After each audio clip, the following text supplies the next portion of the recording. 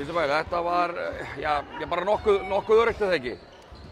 Jú, ég myndi segja það. Við svona, þegar við náðum ákveðnu forskoti þá héldum við allan tíman, mistum aldrei niður. Já, þínar tölum, en þú ert með, bara flotta tvennu, munaði nú, já, ekkert svo miklu, sem myndi fara yfir í þrennu. Þú varst með einhver 6 blokka eða eitthvað. Hvað metið þitt í blokkum í leik? Nú, ég veit ekki, eitthvað svoleiðis örugglega.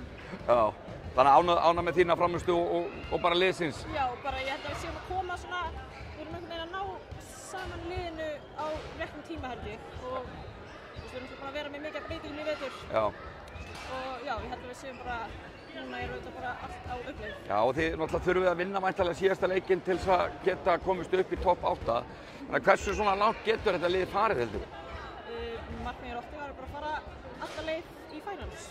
Ég held að við getum það. Já, og það var náttúrulega lagt upp með þetta tímabil, það var bara að fara alla leið. Búið að vera bras en það er nóg eftir eða ekki? Jú, algjörlega. Við höfum engar áhyggjur svo sem og við erum með nógu gott lið og getum alveg unnið þetta. Já. Stefán Anna, hvernig er búið að vera að spila fyrir Grindavík í vetur? Bara mjög gott. Líður vel í þetta, það er gott að vera í Smáranum. Já, þú ert náttúrulega alveg upp í Smáranum eða ekki? Jú, algjörlega. Þannig að já, mér líður mjög vel í þetta. Bara flott fólk að kringum þetta. Flott umgjörð og flott bara. Já, algjörlega. Frábært, takk hérlega. Takk fyrir.